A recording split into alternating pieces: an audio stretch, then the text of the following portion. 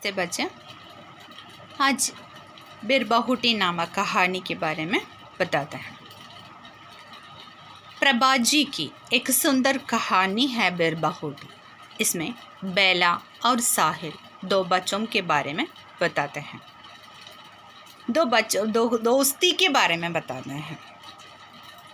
कहानी इस प्रकार है। दोनों बच्चे 5वीं में पढ़ते हैं और एक ही कक्षा में वे पढ़ते हैं। क्लास में दोनों पास बैठते हैं। इसी प्रकार कथा चलाते हैं। वह हम एक मकोड़ा के बारे में बताते हैं। ये है बिरबाहुटी। बिरबाहुटी खेत में है, रहते हैं। ये सुर्ख मुलायम गदबदी हैं। ये बिरबाहुटी धरती पर चलते समय हमें खून की प्यारी बूंदों जैसे लगती हैं। बेला और साहिल स्कूल जाने के लिए घर से निकलते हैं और किस समय से वे निकलते हैं, आज इस समय से कुछ देर पहले निकलते हैं, क्योंकि उसको खेत में बिरबाहुटियों को खोजना है। कस्बे से सटे खेतों में बिरबाहुटियों को खोजते हैं। गीली ज़मीन पर बैठकर एक दूसरे को बहुत नज़दीक रहकर बिरबाहुटियों को खोजते थे। उसके बस्ते उनके पीठ पर लदे होते थे, वे कंधों पर टंगे होते थे, दोनों बच्चों के बस्ते। और बिरबाहुटियों को खोजते समय बेला और साहिल के बीच में कुछ बातचीत होते हैं। साहिल कहते हैं, बेला देखो, इस बिरबाहुटी का रंग तुम्हारे रिबन जैसा लाल है। और इसके बाद साहिल ने कहते हैं, तुमने कुछ सुना है बेला? हाँ, बेला ने कहा, हाँ सुना, पहली घंटी लग गई है स्कूल से। तब साहिल बताते हैं, मुझे पेन में स्याही भरवानी है दुकान से, मुझे पेन से स्याही ख़त्म हो गई है। और वे दोनों अगले सीन में बताते हैं, वे दोनों स्याही भरवाने के लिए दुकान जाते हैं। दुकान फुलेरा जंक्शन में है। ये फुलेरा जंक्शन कहाँ है? राजस्थान में जयपुर के नज़दीक है। ये फुलेरा जंक्शन कैसे हैं? सवारी गाड़ियों और माल गाड़ियों से सदा भरा है। और उस दिनों में 1981 उस समय है। उस समय में पेन में स्याही भरवाने के लिए 1981 का साल है। उस समय पेन में स्याही भरवाने के लिए हम स्टेशनरी दुकान में चलते हैं।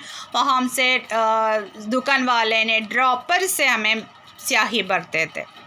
बस इसके लिए दोनों दुकान जाते हैं। उस समय दुकान जाने से पहले साहिल ने अपने पेन में बची हुई स्याही को ज़मीन पर छिड़कते हैं और उसके बाद दुकान जाते समय दोनों दुकान वाले भैया से कहते हैं, दुकान के बारे में पूछते हैं। तब दुकान वाले भैया ने कहा है स्याही ख़त्म हो गई है। तब बेला कहते हैं, इसने तो पेन में बची हुई स्याही को ज़मीन पर छिड़क दिया, और अब क्या करो? तब दुकान वाले बताते हैं, बादल को देखकर गड्ढे को नहीं टुलाना चाहिए। इसका मतलब ये है, किसी वस्तु को मिलने की प्रतीक्षा से हमें हमारे पास के वस्तु को न बेपरवाही से न छोड़ना चाहिए। और दोनों क्लास में जाते हैं।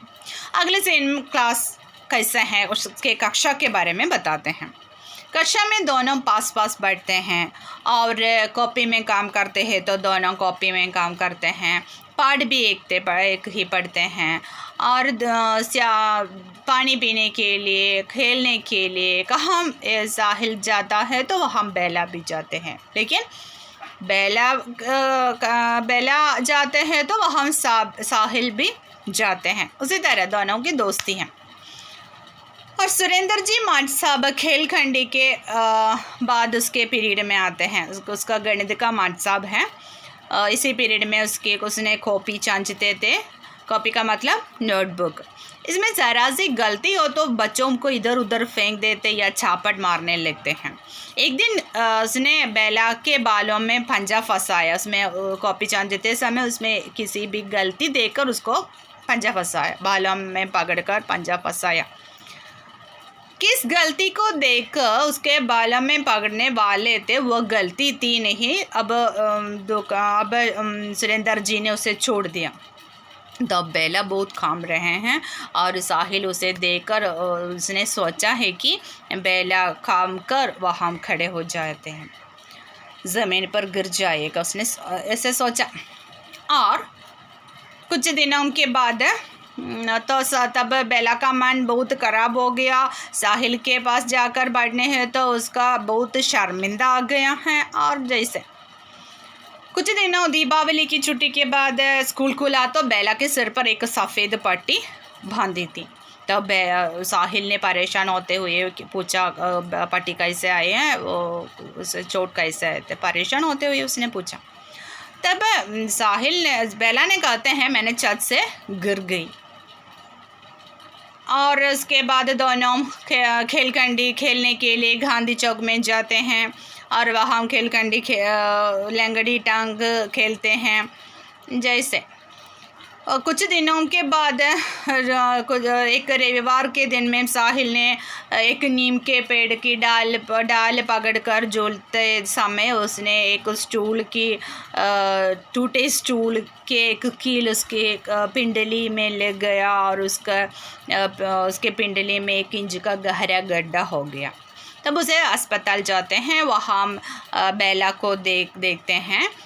और अगले दिन स्कूल जाते समय से दोनों बच्चों को एक साथ दिखाई देते हैं। बेला और साहिल दोनों बच्चों को एक साथ खेलते समय, स्कूल जाते समय, स्कूल से घर में जाते समय, सदा समय उसे दोनों को एक साथ दिखाई देते हैं।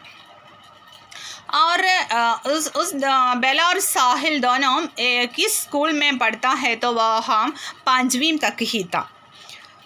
5वीं कक्षा का रिजल्ट आ गया है और इसके बाद उसने दूसरे और दोनों को आगे पढ़ाई के लिए दूसरा जगह जाना है। उस समय बेला और साहिल दोनों के बीच बातचीत होते हैं। बेला पूछते हैं साहिल अब कहाँ पढ़ोगे। अब साहिल कहते हैं तुम कहाँ पढ़ोगे, तुम कहाँ जाएंगे। तब बेला बताते हैं उसके पापा ने कहा रहा था कि उसे राजकीय कन्या पाठशाला में पढ़ाएंगे और साहिल को उसके पापा ने कहते हैं उसे अजमेर भेज देंगे, वहाँ एक हॉस्टल है, वहाँ घर से अगला दूर रहूँगा। वो दोनों के विदाई के समय है। ये बहुत दुख भरे संघर्ष भरे समय हैं। इस समय को प्रभात जी ने एक बारिश का दिन के बारे में बताते हैं। बारिश आने में 1.5 महीना बाकी था, लेकिन प्रभात जी को ये एक बारिश का दिन जैसा लगता है। धूल भरी थे जो हवाएं आते हैं और घटाएं गिरती हैं और जैसे प्रभात जी ने इसके बहुत सुंदर वर्णन किया है इस समय के बारे में। और फुलेरा जंक्शन में दोनों की विदाई है और अगला एक अंतिम समय है और दोनों का वो दोनों अगल दूसरे के किसी चीज़ को रिपोर्ट कार्ड को देख रहे थे।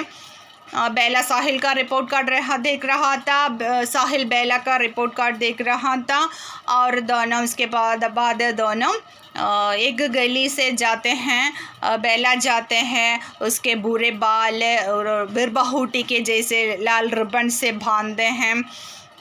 दूसरी दिशा से 5वीं कक्षा में छठी में गए एक 11 साल का लड़का जाता है। उसके पाँव में एक चोट है। यह बिरबाहूटी के रंग सा एक चोट का निशान है। और बेला एक दिशा से जाते हैं, दूसरी दिशा से साहिल भी जाते हैं। इतना तक।